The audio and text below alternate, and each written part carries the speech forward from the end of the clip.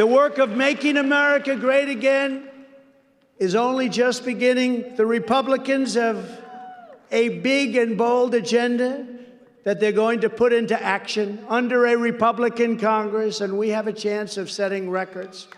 But I don't want to say that. I don't want to say we could win 65 seats, because if we win 64, they'll say it was a terrible night for Trump. Terrible. He had a horrible night. He only won 64. He said he wanted 65. We will bring Joe Biden's inflation-causing socialist spending spree to a screeching halt. We will immediately begin a full audit of the $6 trillion of radical Democrats. The money's been flushed down the drain, and they're trying to get more. They want to get up to a number that nobody can believe, and it looks like maybe people will not allow that to happen because they don't want our country to be destroyed. They should have never, ever in the Senate given that 2-month stay. You had them on the ropes. You were going to win. And then Mitch McConnell gave them a 2-month stay. I call it the 2 months in which they can get their act together. And then they voted for the I call it the un-infrastructure bill, because there was very little infrastructure, right? There was 9% infrastructure. Most of it's like throwing the money right out the window. And they voted. We had some Republicans headed by Mitch McConnell. He's so bad for our country. The American people deserve to know, where did all the money go? In addition, we must take immediate action to fight the Biden violent crime wave that is devastating our citizens in Democrat-run cities. You look at what's going on in Chicago. So sad. In Afghanistan, I had a meeting with Abdul. You know who Abdul is? He's the leader of the Taliban. I said, Abdul, you better not kill our soldiers anymore. I was much tougher than that. I want to be nice. Much tougher. Even Jim Jordan would have been concerned if he heard that. But I said, Abdul, you're killing our soldiers. You better fucking not kill our soldiers anymore. Because if you do, you will be hit like no country has ever been hit. You will be hit harder than anybody has ever been hit.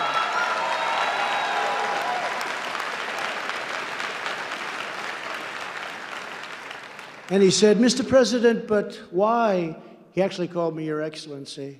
I don't know. Do you think he calls Biden Your Excellency? How about you? He goes, but why Your Excellency, Mr. President? Do you send me a picture of my house?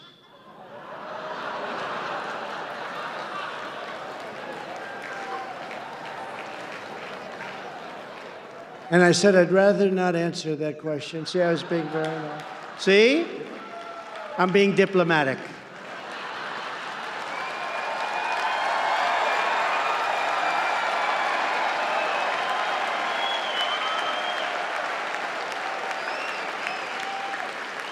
And you know, we didn't have one soldier killed in 18 months in Afghanistan. We had them, this is what we wanted, the Taliban. And we could have pulled out with strength and dignity. They were absolutely, and then you look at what's happening in New York and Chicago and Los Angeles and these Democrat-run cities, and you have 7 people killed in one weekend and 80 shot. It's terrible. Republicans should pass legislation making clear that when local left-wing district attorneys and attorney generals refuse to prosecute dangerous criminals, the DAs and attorney generals can be charged with violations of the civil rights law.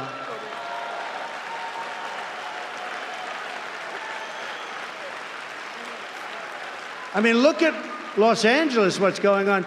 Look at Philadelphia, where people that kill violent criminals are being immediately allowed out of jail with no bond.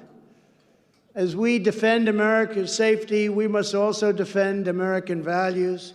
As president, I was proud to issue the world's first ban on critical race theory in September of 2020. It was over.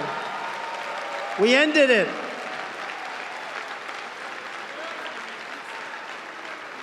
And then Biden with the help of Mitch McConnell, came into office. Remember, he signed 17 executive orders, and one of them unended it.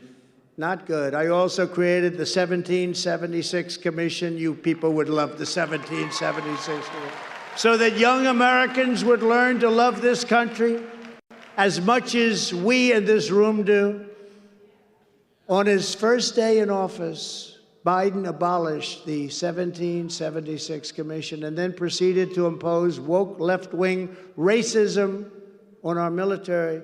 With a Republican Congress, we will once and for all ban critical race theory from our schools. We will ban it from our military. We will ban it from every institution that accepts a single penny from the federal government.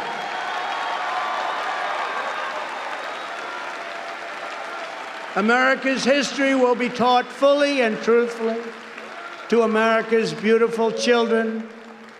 In addition, we must defend parents' rights. Something new. Something new. That's right. Something new that came up, parents' rights. Who ever thought of parents' rights? Parents' rights. We love our parents, of course. Now we have to defend parents' rights against these lunatics and maniacs. America's moms and dads should get a veto over anyone teaching far-left gender ideologies to their children without parental consent.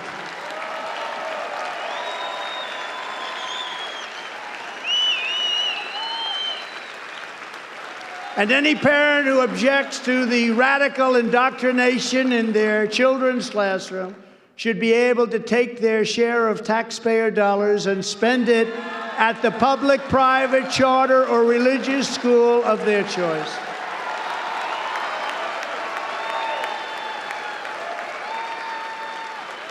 Another top priority to save American democracy must be to break up the big tech giants and restore free speech in America. And we'll be fighting that very hard by opening Truth Social. The days of big tech censoring the voices of the American people are numbered. The left is also trying to take away the rights and dignity of OAN, One America News, on DirecTV and AT&T. And it's a great voice, and these are great people, and they're patriots, and they want to take away their voice. They want it to be shut down, and it does great. Who listens to OAN? I do. I do. They want to take away their voice. Can't let it happen. They've got millions of viewers, and those viewers and that network should be allowed to go forward. Well, we're at it. A Republican Congress should launch a select committee, as opposed to an unselect committee, to get to the bottom of big tech's 2020 election interference. Let's find out who made the decision to censor. Who made that decision to censor the Joe and Hunter Biden corruption bombshell, which the pollsters said amounted to about 15 points, the largest illegal campaign contribution in American history? And let's do a full forensic audit of the $417 million given by Mark Zuckerberg, who used to come to the White House and kiss my ass.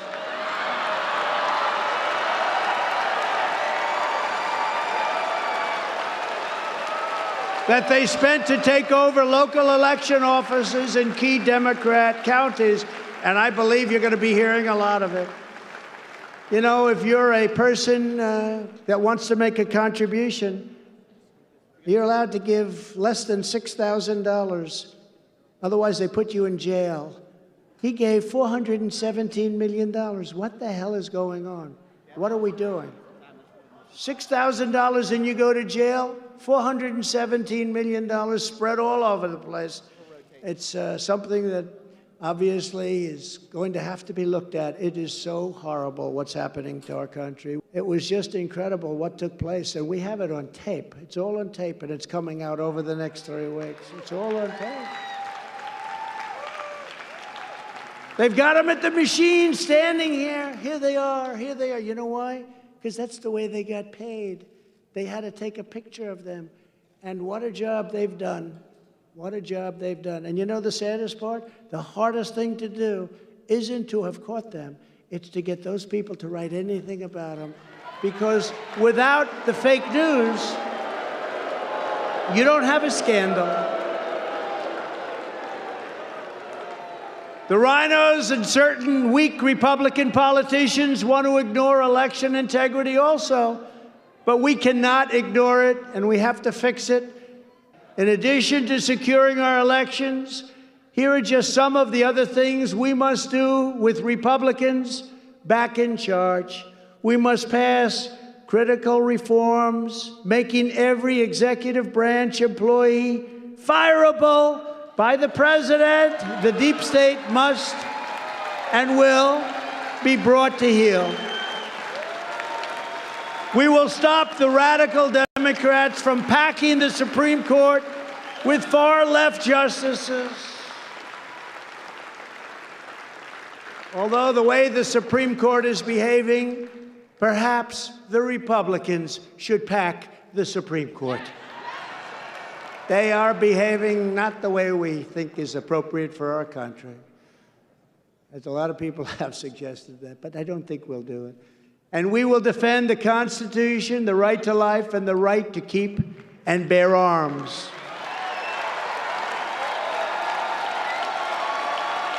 We will end sanctuary cities. We will end catch and release. And we will end the visa lottery scam. And we will finish the wall very quickly, a matter of weeks. We will charge China trillions of dollars for unleashing the virus upon the world. We will place tariffs on other countries. We will do the tariffing thing. We have no choice. You know, in China, for years, they ripped off our country. They paid hundreds of billions of dollars during our time in office. They never paid 10 cents, never 10 cents, between tariffs and taxes, hundreds of billions of dollars. And, you know, we made a trade deal, and it was an incredible deal for our farmers and our manufacturers. That's why our farmers are doing so well, because China, now I understand that China, once I'm out, China's not going to adhere to the deal. They wouldn't do that with me, but they're not going to adhere. But the farmers did fantastically well. But we made incredible deals with China. We saved our steel industry because they were dumping steel all over our country. Our steel industry was going down the tubes. I've had so many people in the steel industry thank me for the job we did. We put massive tariffs on steel that they were dumping in our country. But we took in hundreds of billions of dollars from China. Nobody else took in 10 cents over many, many years. And I'm very proud of it. And China respected us. And then, of course, when COVID or the China virus came in, we had to deal a lot differently. But we're very proud of the job we did. We did something that I don't think anybody else could have done. And I want to thank certain governors did a very good job. Certain Republican governors did a very good job. And I can't think of any Democrat governor that did a good job. They were all in lockstep. Let's lock up your cities. Let's lock up your towns. Let's lock up your state. And let's harm your children. Let's take their social lives away at a very young age. We will place tariffs on other countries to restore the glory of American manufacturing, and we will ensure our future is made right here. We're going to manufacture, and we started it big time, right here in the USA. And these are just a few of the steps that we have to take to save the nation that we love. The rest of them you know, the rest of them we've discussed today. If we fail in our mission, we already know what the fate of America will be. The radical left is trying to extinguish our very identity as Americans so that when they try to take our freedom, we do not even think to resist. They don't resist. They got to resist. They got to fight. They got to fight. We have no choice. We got to fight like hell. We can't let them destroy our country. But our opponents have made a very big mistake. They have done the one thing you must never do if you seek to harm America. They have grossly underestimated the strength and brilliance and pride of the American people. They're not going to stand for it. They're not going to take it. The crackdown, censorship, and cancel culture are not an expression of confidence. They are an expression of cowardice and of fear, and they are afraid. They reveal not the dominance of the radical left, but their desperation and their despair. They are losing, we are winning. They know it. They know it. And that's why they're going so far. That's why they're doing some of the crazy things that they're doing. They're acting as though they were lunatics, maniacs, and the people get it. And we have to stop it, and we have to stop it now. My fellow Americans, this nation does not belong to the radicals, and it does not belong to the corrupt establishment in Washington that I've gotten to know very well. This nation belongs to you, belongs to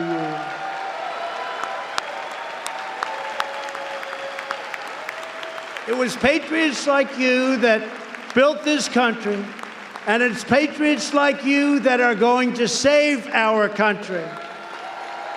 So to all of those who think that they can coerce and subjugate the citizens of this land, hear these words from me tonight. The people of America will not surrender our borders. We will not surrender our culture. We will not surrender our faith. We will not surrender our values. We will not surrender our history.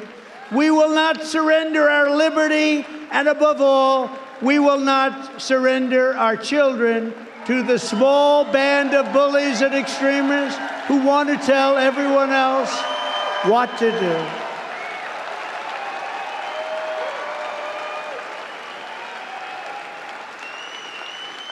We are done with the fascists and communists and socialists, and we are done with their distorted visions for America. It's time to start talking about greatness for our country again.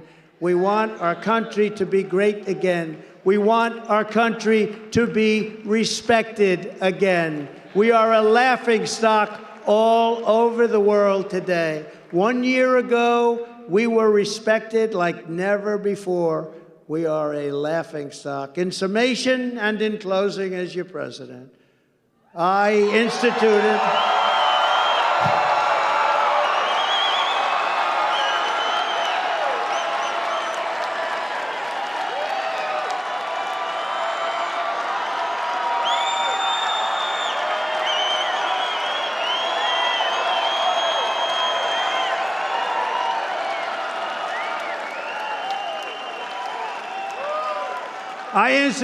the largest tax cut in American history by far, and our economy thrived like never before. As your president, I eliminated more burdensome regulations than any other president in history by far. As your president, I proudly protected our Constitution and the First and Second Amendment. As your president, I secured our southern border, upheld the laws of this land, and stopped the influx of illegal immigrants into America, very dangerous illegal immigrants. I instituted the Remain in Mexico policy. We don't want you here. You have to remain in Mexico. And Mexico agreed with us. Someday I'll tell you that story.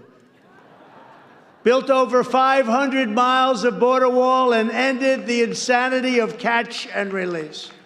As your president, I made America energy independent for the first time in 72 years. When I left office, America was a net exporter of energy for the first time in our country's history. As your president, I negotiated free and fair trade deals with Canada, Mexico, Japan, all over Europe, and China. We had the worst trade deals ever, and we turned them into some of the greatest trade deals ever made.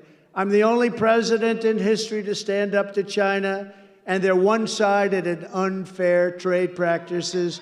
and I taxed them, and I tariffed them beyond any levels that anybody thought was possible. And you know what? President Xi liked me and respected me, and I liked and respected him. We got along great. We got along great. Until COVID came, and then it was a whole different ballgame.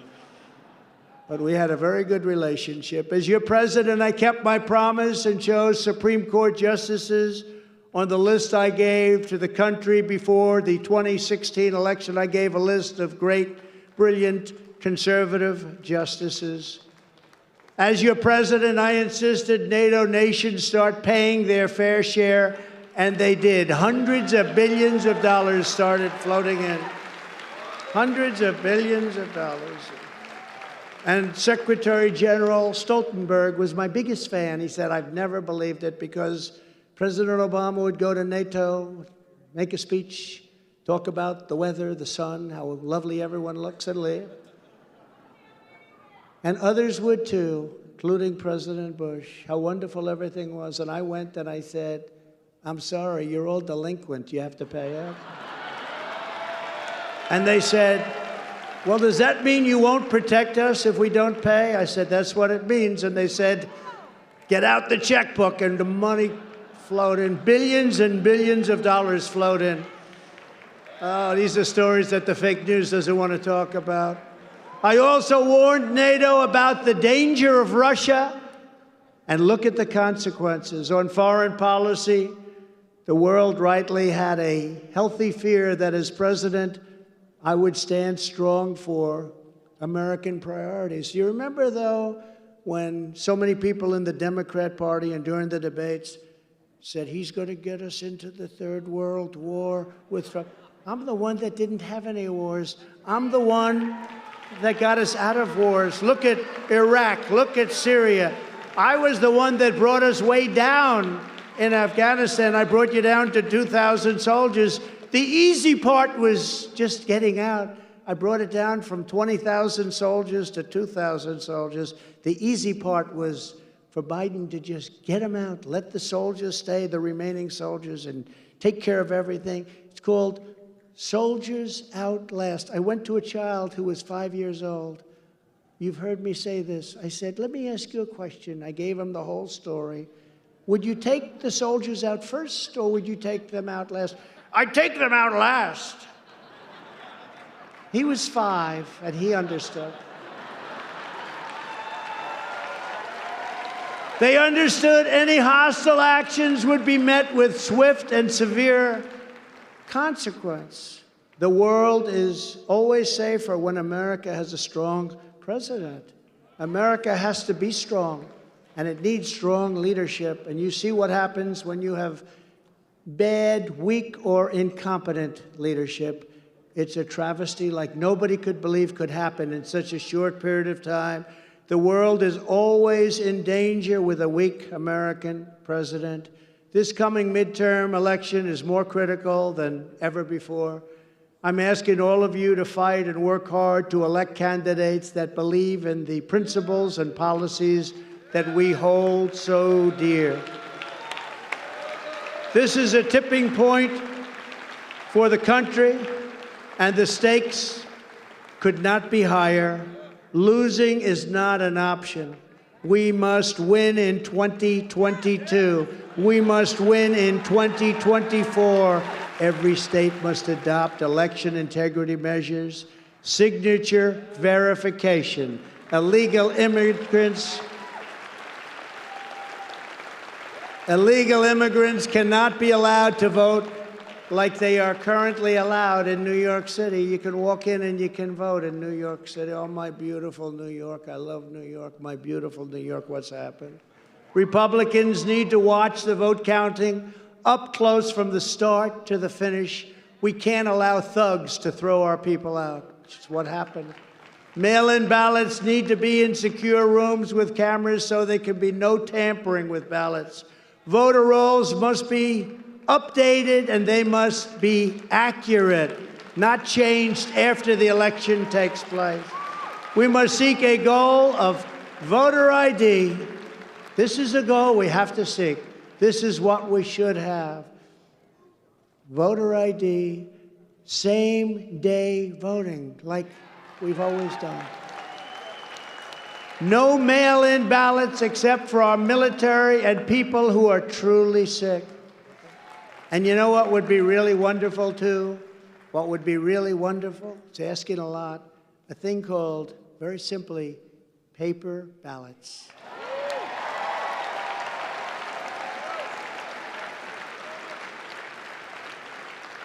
I have a young son, Barron, young son, and he can make his computer sing. I turn it off and I lock it. 2 minutes later, "Hi, Dad, how you doing?" I said, "What are you doing?" "Yeah, I know how to get it open, Dad." These bad things happen with the vote. Very, very bad things happen. Wonderful thing if we could ever go. By the way, Canada goes to paper ballots. You know that, right? Canada, paper ballots. America is the greatest country on earth, and we must insist on integrity in the process so we are confident of the results. Because what we have now is you have 80% of the party thinking the vote was a horrible vote. And you must get your state legislatures to act now before November. They have to move. They have to act with the help of everyone here today and with the commitment of hardworking, freedom-loving patriots all across our country. We will make America powerful again. We will make America wealthy again. We will make America strong again. We will make America proud again. We want to be proud again. We will make America safe again. And we will make America great again. Thank you very much. Thank you. God bless you all.